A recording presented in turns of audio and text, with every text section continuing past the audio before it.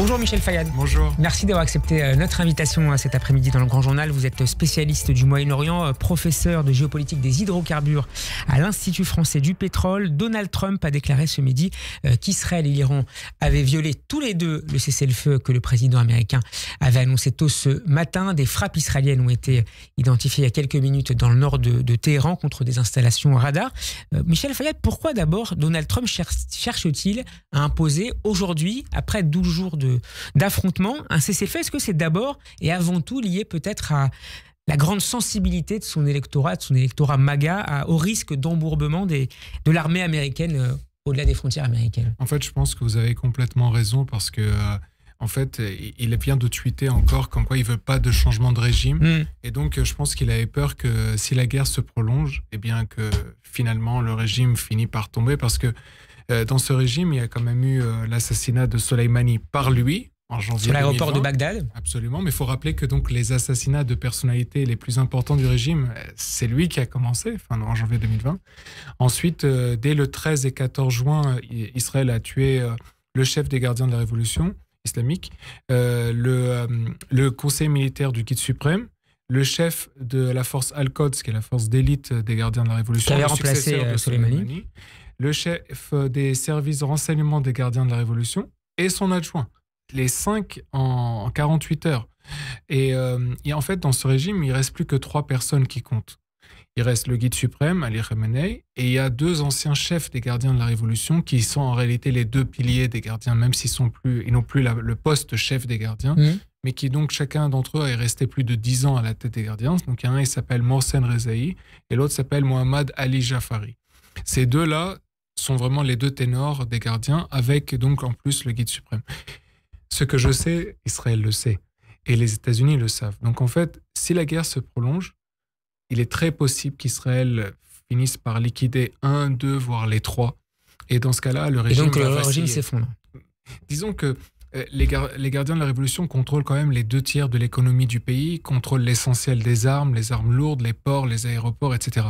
Donc le régime s'effondrerait parce qu'il n'y a plus de leadership. Par contre, il y aurait forcément un côté...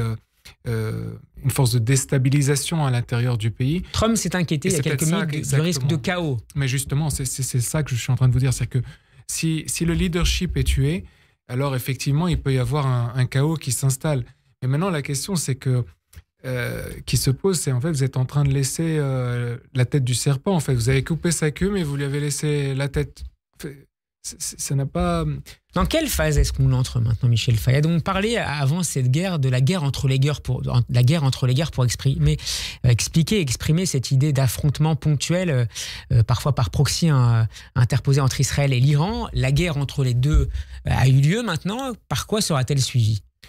Moi, je pense que malheureusement, la guerre va reprendre à un moment donné. C'est parce qu'en réalité, on a bien entendu hier soir le colonel Rafovitch qui est passé sur toutes les chaînes d'infos. Porte-parole de l'armée israélienne. Voilà, qui est passé sur toutes les chaînes d'infos et qui disait le travail n'est pas terminé. Contrairement à ce que dit aujourd'hui le gouvernement Netanyahou. Mais hier soir, 30 minutes avant le cessez-le-feu, c'était pas du tout le même discours.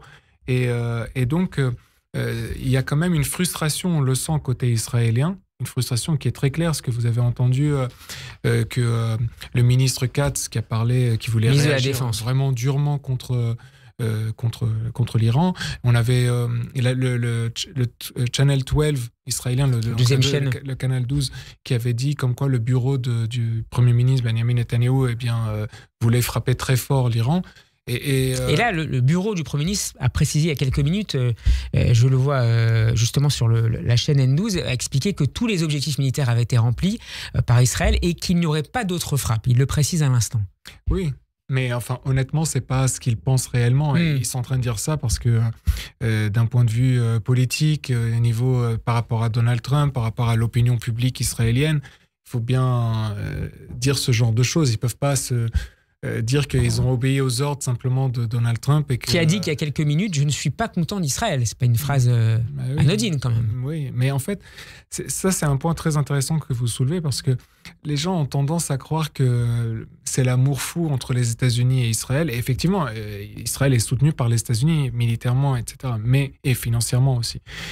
Mais quand même, il faut se rappeler qu'il y a eu énormément de problèmes entre les deux pays dans l'histoire. En 1973, durant la guerre du Kippour, Golda Meir avait supplié Henry Kissinger, qui est juif et qu'elle pensait plus, disons, enclin à aider Israël, de l'aider, et il n'a pas aidé. Qui était le secrétaire d'État du président américain à l'époque. Absolument. Et celui qui a finalement aidé, c'était le chef de l'armée, qui était catholique, et qui était le général Alexander Haig. Et donc, c'est Alexander Haig qui a livré en douce à Golda Meir de quoi défendre Israël et sauver Israël de la disparition. C'est ce que Golda Meir avait dit. Donc en fait, c'est pour vous dire que les relations entre les deux pays étaient très compliquées. Et puis même au Liban, en 1982, quand Israël est rentré et a fait son invasion, et Reagan était furieux, et il a viré Alexander Haig, qui était devenu entre-temps lui-même secrétaire d'État, et il avait travaillé à faire sauter et Begin et Sharon, parce que rappelez-vous, quand il y a eu Sabra et Shatila, les premiers qui sont intervenus, c'était les journalistes américains, Reuters et autres, si bien qu'en Israël, on avait parlé à l'époque de pogrom médiatique, et je ne sais pas si vous connaissez le professeur Moshe Sharon, qui était il était le conseiller de Begin, et au moment de la signature de l'accord de paix avec l'Égypte, et il avait sorti un article, je crois, dans le Jerusalem Post, qui disait « No friends », c'est-à-dire qu'il considérait les États-Unis comme étant pas un ami, en fait. Osons, Michel Fayad, avec vous, un premier bilan de cette guerre et de l'opération Rising, lancée par Israël le 13 juin dernier, contre principalement des installations nucléaires et balistiques iraniennes. Est-ce que vous diriez qu'Israël a satisfait, malgré les déclarations parfois un peu ambivalentes, la plupart de ses objectifs stratégiques ?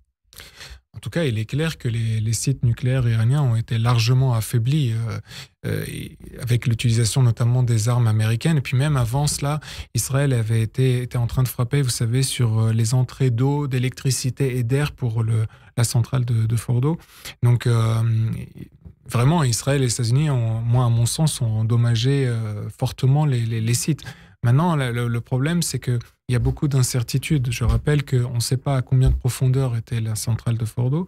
On parle de 80 mètres. À 80 à 100 mètres. Oui, mais on ne sait pas tellement, parce que le Financial Times a évoqué 500 mètres. Alors imaginez-vous si c'est 500 mètres en réalité. Ensuite, il y avait le rapport de l'AIEA qui parlait d'une centrale qui n'a pas été visitée par eux depuis 2021. Qu'est-ce qu'il en est? On ne sait pas. Puis dans un autre endroit, les particules à plus de 80%. Qu'est-ce qu'il en est?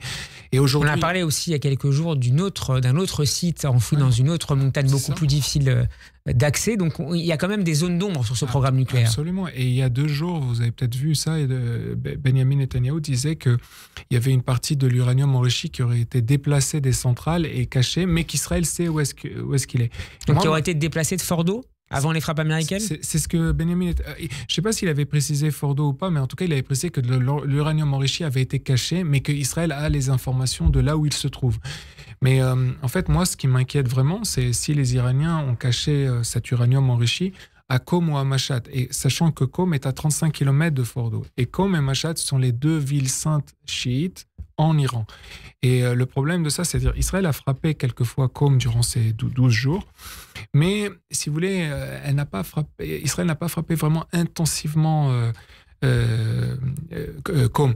Donc c'était encore acceptable pour les chiites. Mais par contre, si l'uranium est là et qu'Israël et où les États-Unis décident de frapper très fortement à un moment donné Qom, le grand risque, c'est qu'il y ait une sorte de, si vous voulez, de grande unité de tous les chiites et qu'il y ait un djihad mondial de leur part. Parce que, par exemple, il y a beaucoup de chiites qui sont contre Ali Khamenei en Iran, et d'ailleurs à Qom même.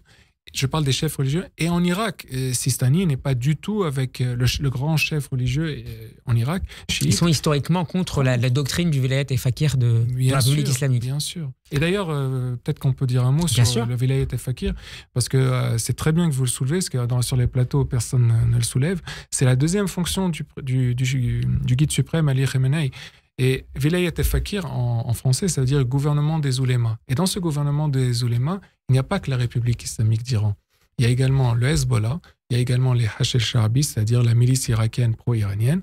Ce qui signifie que quand le 9 octobre 2023, rappelez-vous, le Hezbollah est rentré dans une guerre contre Israël, celui qui avait déclaré la guerre à Israël, c'était donc Ali Khamenei. Et donc la guerre, elle n'a pas commencé le 13 juin dernier. La guerre, elle a commencé le 9 octobre 2023. Oui, ce n'était pas une guerre préventive. En fait, Moi, ce que je veux que les gens comprennent bien, c'est que faites attention à ceux qui parlent de droit international, de guerre préventive, tout ça. Soit ils le font par ignorance, et ça je peux respecter, tout le monde n'est pas spécialiste, soit ils le font par complicité. Et parce que, étant donné justement que Ali Khamenei est le chef du Vilayet et Fakir, c'est lui qui a déclaré la guerre à Israël le 9 octobre 2023 quand le Hezbollah est rentré en jeu et a commencé à tirer sur Israël. Je voudrais qu'il nous reste 2-3 minutes à peine, Michel Fayed, malheureusement, alors qu'on pourrait poursuivre, on le fera, je l'espère, par la suite.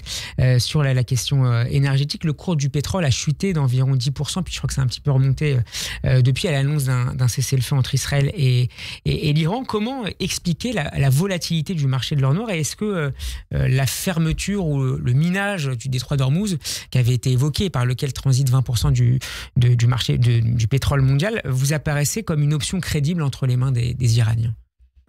En fait, déjà, il y avait le grand journaliste d'investigation américain Seymour Hersh qui avait dit que les Américains allaient attaquer ce week-end avant l'ouverture des marchés. Ça, il faut quand même le rappeler parce que ça n'a pas été dit tellement en France. Ensuite, vous savez, non seulement 20% du pétrole mondial circule par le détroit d'Ormuz, mais plus de 20% du gaz également. Mais plus important encore que ça, qu'on entend sur tous les plateaux, il y a une information qui est beaucoup plus importante. La Chine, 45% du pétrole qu'elle importe sur le sol chinois provient de cette région qui passe par le détroit d'Ormuz. Et je crois que ça correspond à 90% du pétrole iranien exporté. Ah oui, absolument. Mais là, je parle de 45% de la totalité des importations de pétrole de la Chine. Donc la fermeture du détroit d'Ormuz pour la Chine, c'était un problème de sécurité nationale. Et la Chine, hier, je ne sais pas si vous avez vu ça, a sorti un communiqué pour la première fois menaçant l'Iran par rapport à la fermeture du détroit d'Ormuz. Et Israël avait frappé aussi le port de Bandar Abbas qui permet de fermer le détroit d'Ormuz pour justement aussi envoyer un signal aux Iraniens. Les Iraniens avaient menacé, mais sincèrement, je ne voyais pas cette possibilité réellement arriver. Je pensais plutôt que les Iraniens, s'ils devaient jouer la carte du pétrole, allaient plutôt demander aux Houthis du Yémen de frapper les sites pétroliers d'Arabie Saoudite. Parce qu'ils l'ont fait par le passé et ils pouvaient le faire plus simplement, alors que se mettre à dos les Chinois en fermant le détroit d'Ormuz. Le Qatar a été visé hier à travers la base américaine d'Al Udeid. Comment les capitales du Golfe ont-elles vécu cette crise? Est-ce qu'elles ont considéré, est-ce qu'elles ont été rassurées par l'engagement militaire américain aux côtés d'Israël? Déjà, toutes les capitales arabes étaient furieuses, bien entendu, de la frappe iranienne, mais elle était un peu nécessaire pour les Iraniens. Ils étaient obligés de répondre, donc ils ont demandé, évacuer, enfin bref. Mais sur le fond? Sur le fond, les Saoudiens et les Émiratis étaient bien entendu rassurés que les Américains soient là. Moi, honnêtement, je pense même que les Saoudiens, les Émiratis, voire même les Qataris, ont même financé les frappes américaines contre l'Iran. Parce que, à ce point-là? Oui, je pense, parce que, vous savez, quand Trump la question financière, la question du financement des guerres est cruciale pour Trump. Vous savez, il reprochait à Biden de ne pas avoir, de pas s'être fait payer la guerre par l'Ukraine, par l'Union européenne, etc. Et là, Israël a dépensé plus de 70 milliards depuis le 7 octobre, rien que 2,5 milliards les 3 premiers jours de la guerre contre l'Irak. C'est pas Israël qui a payé les frappes américaines. Il faut préciser que cette séquence intervient à peu près un mois après la tournée diplomatique de Donald Trump dans le Golfe. Absolument. Et vous faites un lien entre les deux? Je fais un lien entre les deux, d'autant que si vous écoutez tous les experts militaires, ils vous disent que ce qui s'est passé durant les frappes américaines là, de ce week-end, la manière dont les navires ont bougé, la coordination et tout, c'est pas quelque chose qui s'est fait en 24 heures. C'est quelque chose qui a été préparé assez longtemps à l'avance, relativement longtemps à l'avance.